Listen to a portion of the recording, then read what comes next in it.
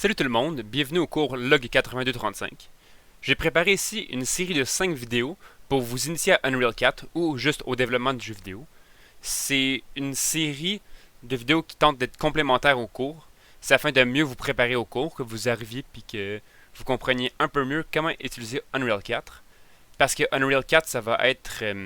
Unreal Engine 4, ça va être une facette très importante autant du cours théorique, il va y avoir plusieurs exercices sur Unreal 4, puis ça va être évidemment un élément central des travaux pratiques.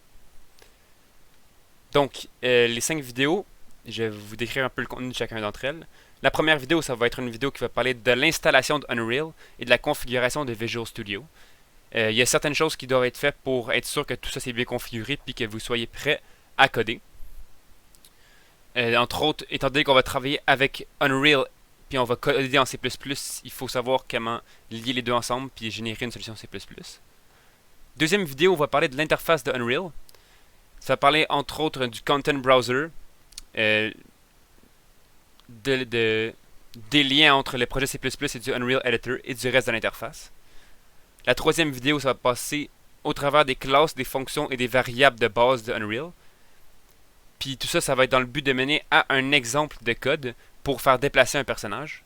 Donc juste expliquer les interactions entre les classes de base pour vous emmener à faire ça. Quatrième vidéo, on va parler de la librairie des Debug Helpers et du debugging. Les Debug Helpers, c'est une librairie qui permet d'afficher des formes primitives à l'écran.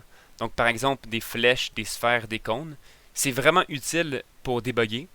Ça vous permet, parce qu'il y a beaucoup des interactions entre objets dans le jeu vidéo, c'est des rayons, donc des flèches ou des sphères, des cônes. Ça vous permet de savoir un peu ce que vous faites, débugger de cette façon-là. Puis ça va aussi expliquer un peu comment débugger son code dans Unreal Engine. Le dernier vidéo va parler des Physics Helpers. C'est en fait un fichier qui est donné dans le cours puis qui implémente différents concepts du jeu vidéo, notamment 3 concepts importants, soit le Raycast, le Spherecast et le Sphere Overlap. Ça va être abordé dans la 5e vidéo. Donc c'est tout.